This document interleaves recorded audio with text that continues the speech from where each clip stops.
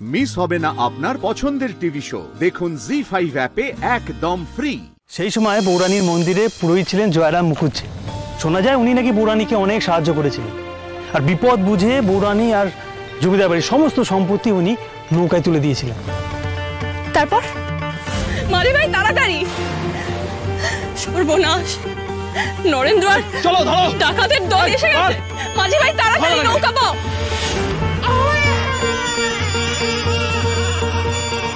কাঁদে না খোকা, কাঁদে না, পালিয়ে লাভ নেই।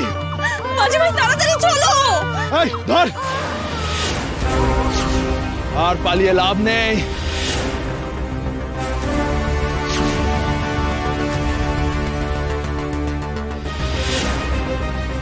আমার চোখে ফাঁকি দিয়ে পালানো হচ্ছে। হ্যাঁ, কি ভেবেছিলে, কি ভেবেছিলে এই বাক্স করে সব সম্পত্তি নিয়ে পালিয়ে যাবে আর আমি বসে থাকবো?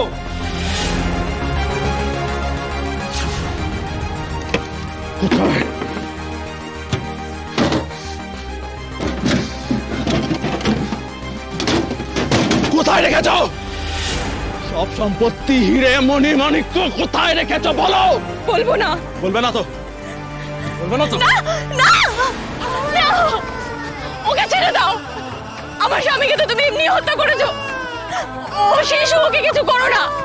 একটু তো ভগবানকে ভয় পাও। ছেড়ে দেবো। আগে বলো সব সম্পত্তি কোথায় রেখেছো, সব হিরে সোনা গয়না কোথায় রেখেছো বলো। দয়া করো তুমি, ও দুধের শিশু, ওকে ছেড়ে দাও। বলো সম্পত্তি কোথায় রেখেছো বলো। আমি তোমার পায়ে পড়ছি, তুমি আগে ওকে আমার কোলে দাও। তুমি বলবে না তো? না, তুমি বলবে না তো? না, ঠিক আছে।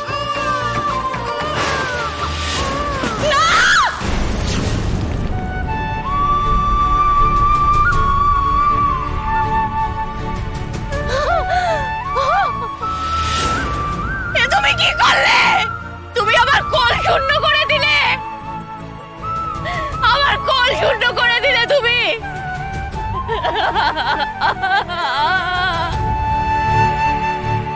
পাপিষ্ঠ, শোন পাপিষ্ঠ, একটা মাকে তুই পুত্রশোক দিলি তার সামনে। তোর কোনোদিন ভালো হবে না। এক সন্তান হারা মা নিজে মরার আগে তোকে অভিশাপ দিয়ে গেল।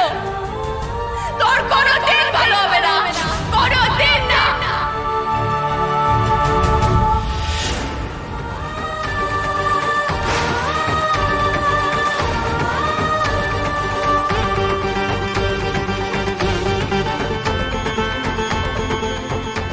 তুমি বলে যাও, তুমি এটা করতে পারো না। বলো কোথায় রেখেছো সম্পত্তি।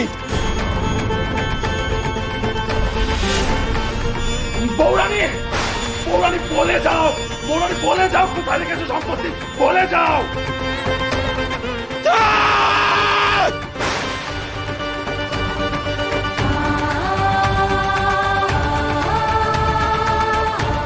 চল।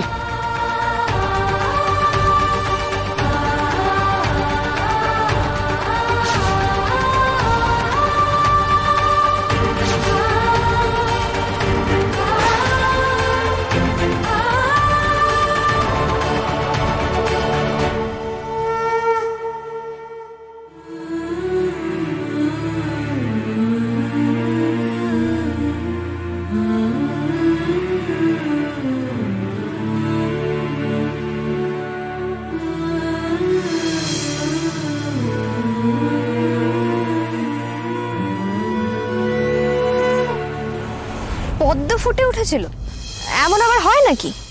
সবাই তো তাই বলে, এতকাল ধরে তো আমি তাই শুনে এসেছি। আচ্ছা, ওই নগেন্দ্র প্রতাপ, তারপর তার কি হলো? মানে এত কিছু করেও সে কোনো শাস্তি পেল না? সে এক আশ্চর্য ঘটনা। নগেন্দ্র প্রতাপ বাড়িতে ফিরে স্কন্দমাতা মন্দিরে ঢুকে চমকে উঠেছিল। কেন? মন্দিরে দেবী স্কন্দমাতা যে মূর্তিতে পুজো করা হতো, সেই মূর্তির মুখ বদলে গিয়ে অবিকল বৌরানী মুখ হয়ে গিয়েছিল।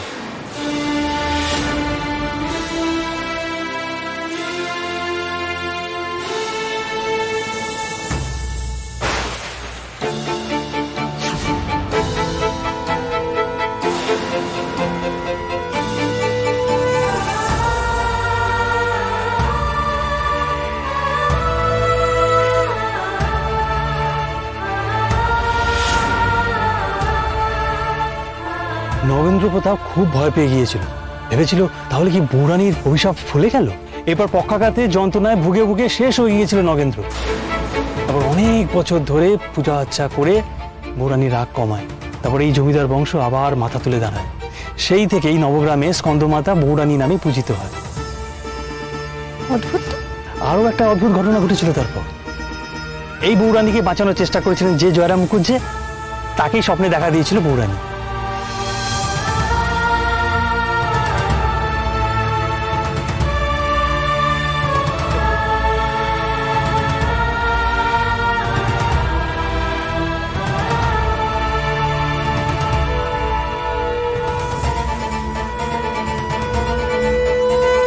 তোর বংশের ছেলেরাই আমার পুরোহিত হবে, আমি তাদের ওপরেই ভর করব।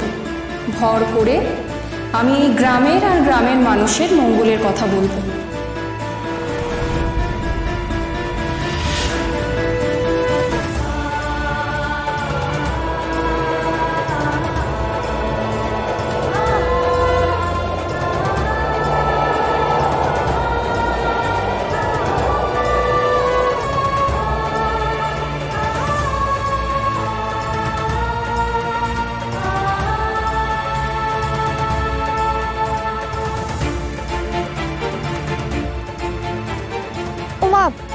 আকাশে এক ফোঁটা মেঘ নেই, অথচ হুট করে কেমন একটা দমকা হাওয়া এলো, আবার থেমেও গেল।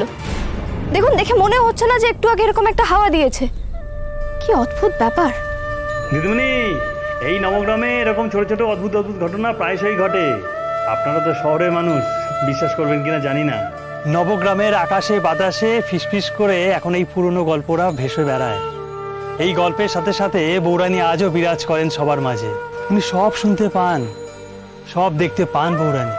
বৌরানী আমাদের সাথে আছেন, সব সময় আছেন। উনি আমাদের রক্ষা করেন, উনি আমাদের দেবী। জয় বৌরানীর জয়, জয় বৌরানীর জয়, জয় বৌরানীর জয়।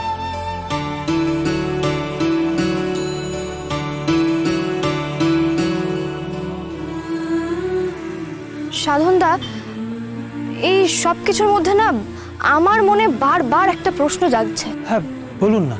মানে এই ঘটনা অনুযায়ী বা এই গল্প অনুযায়ী বৌরানী স্বপ্নাদেশ দিয়েছিলেন জয়রাম মুখুজ্জেকে। হ্যাঁ, উনি বলেছিলেন যে জয়রাম মুখুজ্জের বংশের ছেলেদের ওপর বৌরানী ভর করবেন।